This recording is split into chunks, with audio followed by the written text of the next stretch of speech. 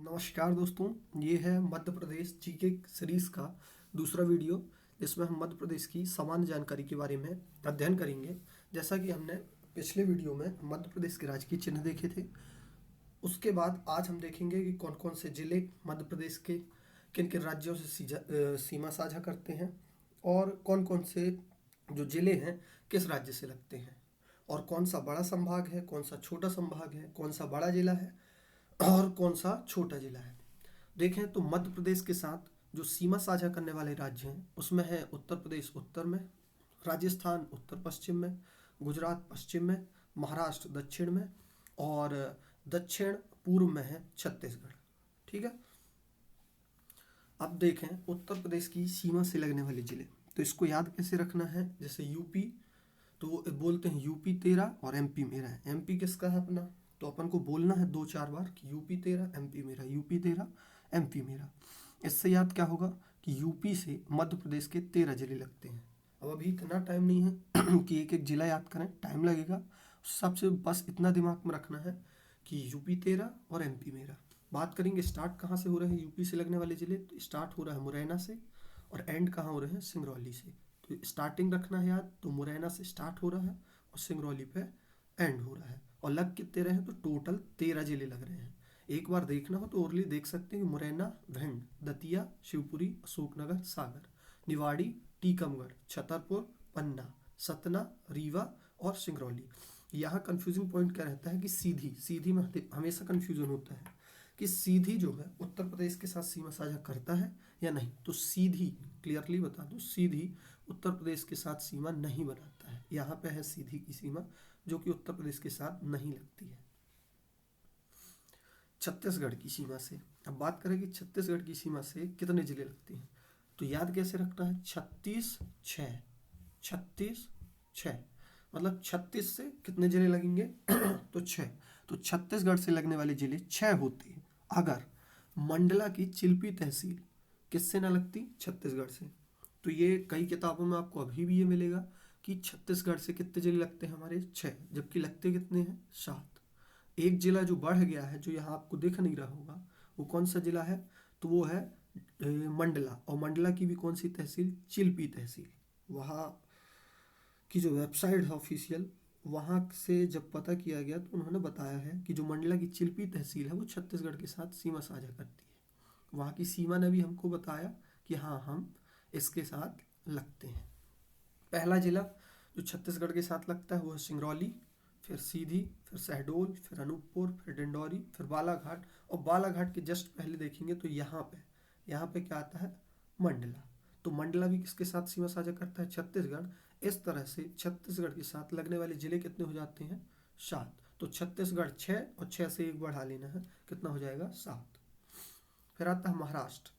महाराष्ट्र की सीमा से कितने जिले लगते हैं, इसकी कोई ट्रिक नहीं है, डायरेक्टली याद रखना है कि महाराष्ट्र की सीमा से लगते हैं मध्य प्रदेश के 9 जिले। स्टार्ट कहाँ से करना है, बालाघाट से, जाना कहाँ तक है, अलीराजपुर। तो नीचे के लगभग जितने जिले हैं सभी हमारे महाराष्ट्र से सीमा साझा करते हैं। स्टार्ट करना है बालाघाट से, एंड करना है अलीराजपुर में जाके। टोटल कितने जिले लग रहे हैं, तो टोटल 9 जिले लग रहे हैं।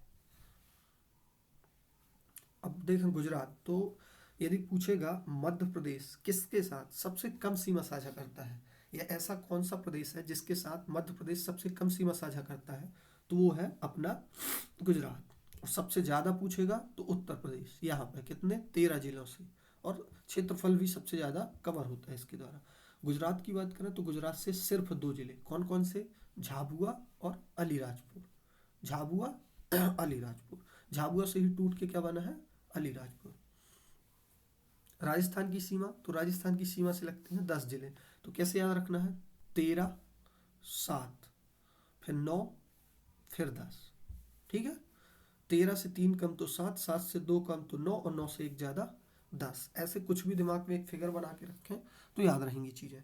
अब यहाँ बात करें कि राजस्थान की सीमा से कौन कौन से लग रहे हैं, तो स्टार्ट कहाँ से करना है, झाबुआ से। स्टार्ट करना है झाबुआ से और जाना है मुरैना तक।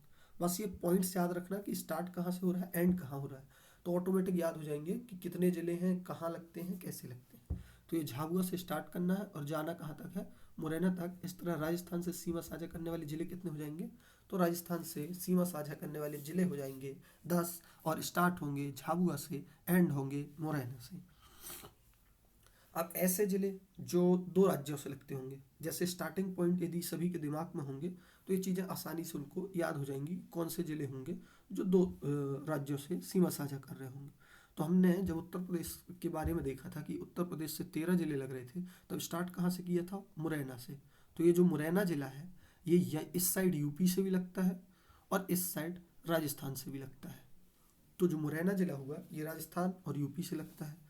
इसकी गर्दन देखना, ये शिवपुरी की जो गर्दन है दोनों साइड कॉमन है, मतलब ये यूपी साइड भी है और ये राजस्थान साइड भी है। तो दूसरा जिला शिवपुरी जो राजस्थान से भी सीमा साझा करेगा और उत्तर प्रदेश से। पहला जिला कौन था? मुरैना। दूसरा जिला हुआ शिवपुरी। तीसरा हमने जब छत्तीसगढ़ पढ़ा तो स्टार्ट कहाँ से किया था? सिंगरौली। और यूपी को एंड कहाँ किया था? सिंगरौली में। तो जो सिंगरौली है वो उत्तर प्रदेश और छत्तीसगढ़ के साथ सीमा साझा करता है। हमने छत्तीसगढ़ को एंड कहाँ किया था? मंडला, फिर बालाघाट। तो ये जो बालाघाट है यहाँ छत्तीसगढ़ एंड होता है और यहीं से महाराष्ट्र स्टार्ट होता है। तो जो बालाघाट है ये किस किस के साथ सीमा साझा करेगा? तो सीजी यानी छत्तीसगढ़ और एम माने महाराष्ट्र। फिर हमने महाराष्ट्र की सीमा को एंड कहाँ किया था? अलीराजपुर के पास। मतलब अलीराजपुर ऐसा जिला होगा जहाँ महाराष्ट्र की सीमा एंड होगी और हमने यहीं से गुजरात की सीमा को स्टार्ट किया था। तो अलीराजपुर में आके महाराष्ट्र खत्म होगा, गुजरात स्टार्ट होगा। तो अलीराजपुर भी ऐसा जिला बन जाएगा जो दो राज्यों से लगेगा। इसके बाद झाबुआ। झाबुआ से हमने राजस्थान को स्टार्ट किया था और यहाँ पे गुजरात एंड हुआ होगा। तो गुजरात और राजस्थान से लगने वाला जिला हो जाता है झाबुआ। ध्यान रखना, यूपी से 13, महाराष्ट्र से 9, छत्तीसगढ़ से 7, गुजरात से 2, राजस्थान से 10 जिले। दो राज्यों से लगने वाला है मुरैना, फिर शिवपुरी, फिर सिंगरौली, फिर बालाघाट, अलीराजपुर और झाबुआ। इसके बाद देखें अंतर्वर्ती जिले क्या होते हैं। अंतर्वर्ती जिले ऐसे जिले हैं जो किसी से सीमा साझा ना करें। किसी से सीमा साझा करने का मतलब अपने आजू बाजू के जो भी राज्य हों उनसे उनकी सीमा ही ना लगे, वो कहलाते हैं अंतर्वर्ती या लैंडलॉक्ड राज्य। ये कितने हैं? तो जब हमने मंडला को अपडेट किया कि छत्तीसगढ़ से लगने वाले जिले 6 की जगह 7 हुए, तो उसी में ये चेंज हुआ कि ये जो लैंडलॉक्ड जिले थे 18 से घट के कितने हो गए? 17। क्योंकि मंडला किससे लगने लगा? मंडला छत्तीसगढ़ से लगता है। और मंडला की कौन सी तहसील? तो याद रखना है मंडला की चिल्पी तहसील। इतना सारा याद नहीं रखना है कि कौन से लैंडलॉक्ड हैं, सिर्फ दिमाग में रखना है कि 17 जिले ऐसे हैं जो किसी के साथ सीमा साझा नहीं करते हैं। ठीक है। अब देखें तो मध्य प्रदेश जो है, मध्य प्रदेश के एकदम बीचों बीच से कौन सी रेखा गुजरती है? तो मध्य प्रदेश के बीचों बीच से गुजरती है कर्क रेखा। अब कर्क रेखा क्या होती है? जो हमारी पृथ्वी है, पृथ्वी में चीज़ों की स्थिति को समझने के लिए उसे किन्हीं लाइनों के माध्यम से बांटा गया है, जिससे हम पता कर सकें कौन सी लाइन के पास कौन सी जगह है। तो जो लेटी हुई लाइन है इनको कहते हैं लैटिट्यूड या अक्षांश, और जो खड़ी वाली हैं इनको बोलते हैं देशांतर। तो जो भारत है वहाँ से ये 23.5 नंबर की लाइन जाती है और भारत में भी बिल्कुल मध्य से जाती है 23.5 कर्क रेखा, जो मध्य प्रदेश के भी मध्य से जाती है। तो वही पूछता है कि जो ये 23.5 कर्क रेखा है 23.5 डिग्री, ये मध्य प्रदेश के किन किन जिलों से गुजरती है? तो उसको याद रखना है संभाग वाइज। ये जो जिले हैं ये हैं उज्जैन संभाग के, ये बीच के जिले हैं भोपाल के, फिर सागर संभाग, फिर जबलपुर संभाग, फिर है शहडोल संभाग। तो पहले कौन सा? उज्जैन, फिर उज्जैन के बाद भोपाल, भोपाल के बाद सागर, सागर के बाद जबलपुर और जबलपुर के बाद शहडोल संभाग। अब किस संभाग के कितने जिले आ रहे हैं? तो उज्जैन संभाग के आते हैं 3 जिले, भोपाल संभाग के आते हैं 5 जिले, जबलपुर संभाग के 2, सागर संभाग के भी 2 जिले और शहडोल संभाग के भी 2 जिले। ऐसे में याद करने में बिल्कुल आसान रहेगा। अब उज्जैन संभाग दिमाग में रखो और उज्जैन का एक जिला ले लो रतलाम, दूसरा जिला ले लो आगरमालवा, और उज्जैन स्वयं हो गया। कितने जिले हो गए? 3। एक हो गया रतलाम, एक हो गया आगरमालवा, एक हो गया उज्जैन। उज्जैन का काम खत्म, 3 जिले खत्म। अब भोपाल संभाग से कितने जिले लेना है? तो भोपाल संभाग से लेना है 5 जिले। तो एक है राजगढ़, दूसरा है सीहोर, तीसरा विदिशा, चौथा भोपाल खुद और पांचवा रायसेन। तो ये 5 खत्म हो गए भोपाल के। सागर की बात करें तो जब भी हम सागर का नाम लेते हैं तो सागर दमोह साथ में बोलते हैं। तो सागर के 2 जिले हैं, सागर दमोह। जबलपुर का नाम लेते हैं तो जबलपुर का दोस्त है कटनी, तो जबलपुर कटनी 2 जिले। और शहडोल उमरिया, जैसे बोले कहाँ जा रहे हो तो बोलते हैं शहडोल उमरिया। तो जो शहडोल संभाग के हैं ये भी 2 जिले लगते हैं। कौन कौन से? शहडोल उमरिया। मध्य प्रदेश के मध्य से कर्क रेखा गुजरती है जो मध्य प्रदेश के 14 जिलों को स्पर्श करती है। तो मैंने अभी आपको बता दिया। पहला जिला रतलाम और अंतिम जिला होता है शहडोल। पहला रतलाम, अंतिम शहडोल। एक बार और रिवाइज करें तो रतलाम, फिर उज्जैन, फिर आगरमालवा, राजगढ़, सीहोर, भोपाल, विदिशा, रायसेन, सागर दमोह, जबलपुर कटनी, उमरिया शहडोल। रतलाम, उज्जैन, आगरमालवा, राजगढ़, सीहोर, भोपाल, विदिशा और रायसेन, फिर सागर दमोह, जबलपुर कटनी, उमरिया शहडोल। 5 संभाग, ये मैं बता चुका हूँ पहले ही। कितने संभाग आते हैं पूछेगा कि मध्य प्रदेश के कितने संभागों में से कर्क रेखा गुजरती है, तो 5 संभाग। उज्जैन के कितने जिले? 3, भोपाल के 5, जबलपुर के 2, सागर के 2 और शहडोल के भी 2 जिले। जनसंख्या की दृष्टि से देखें कि सबसे बड़ा तथा सबसे छोटा जिला कौन सा है। तो जनसंख्या देखें तो जनसंख्या की दृष्टि से सबसे बड़ा जिला हमारा आता है इंदौर। सबसे ज़्यादा जनसंख्या कहाँ की है? तो इंदौर की, लगभग 23 लाख के आसपास। और निवाड़ी, सबसे छोटा जिला कौन सा है जनसंख्या में? निवाड़ी, जिसकी जनसंख्या कितनी है? 4 लाख। पूछेगा इंदौर की, तो इंदौर की 23 लाख और निवाड़ी की जनसंख्या है लगभग 4 लाख। दूसरी बात करें कि क्षेत्रफल की दृष्टि से सबसे बड़ा जिला कौन सा है, तो क्षेत्रफल की दृष्टि से सबसे बड़ा जिला है छिंदवाड़ा। छिंदवाड़ा, जैसे ही आप जबलपुर क्रॉस करेंगे तो जबलपुर के नीचे सिवनी और सिवनी से सटता है यहाँ पर ये छिंदवाड़ा। छिंदवाड़ा क्षेत्रफल की दृष्टि से सबसे बड़ा जिला है मध्य प्रदेश का। कितना क्षेत्रफल इसका? 11,815।